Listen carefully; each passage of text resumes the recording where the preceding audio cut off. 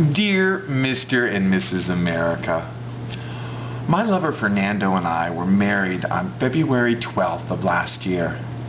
Well, it's not so much that we were married as it was us standing in Nicole's windowless cinder block fluorescent lit office during lunch at the Gay and Lesbian Community Center.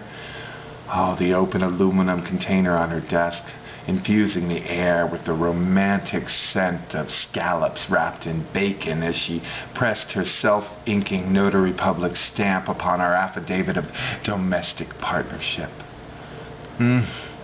Affidavit. Such inherent romance in 4 simple syllables.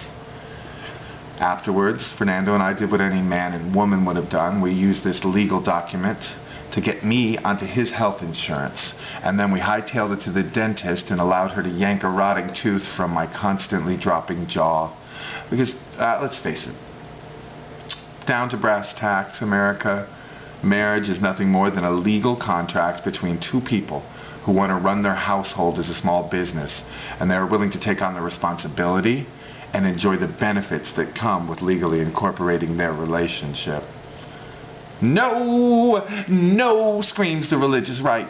Marriage is a sacred bond, a sacred union between a sacred man and a sacred woman.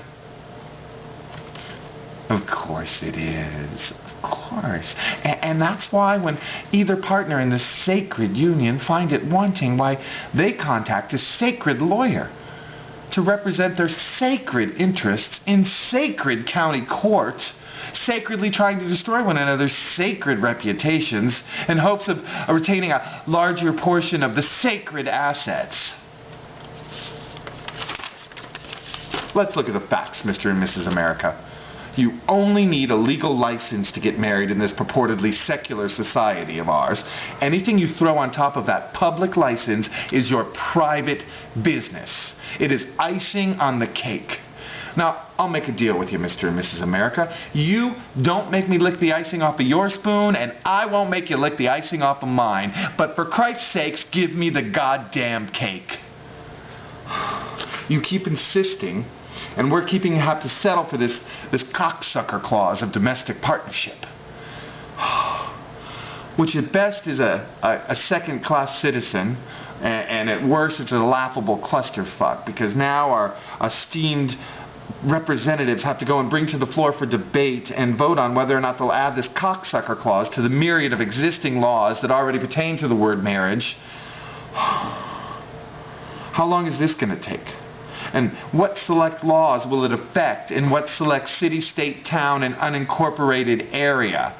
Then is the government going to fund the 367-page atlas I'm going to need to know what my marital rights are in any specific geographical location? I can't help but thinking there's 2 old boy senators yucking it up in chambers. We couldn't sell this separate but equal shit to the niggers back then, but I'll be damned if these faggots just don't eat it up. Mr. and Mrs. America, I ask you, would my having a legal license to marry make me love Fernando more? Would it make your love for one another less? How could it? But then, having a license, it's about law. It's not about love. So I would thank you right-wing Christian freaks to obey one of our founding laws by keeping your fucking God out of my government. Let me ask you this, oh great heterosexual Christians of the sacred union. Would Jesus bar my entry if I had gotten a phone call that my lover of 10 years was in an accident and lay dying in his hospital bed? Would Jesus stop me from holding him as the last spark of his life crept from his broken body? Would Jesus do that? No. No way. But you would. And your mind is so twisted, you don't see where that doesn't make you a Christian. It makes you an asshole. Let's once again be bold, America. Let us call a spade and a marriage a marriage. It is the only way to, with one fell swoop, to cut through all the bureaucratic bullshit and red tape.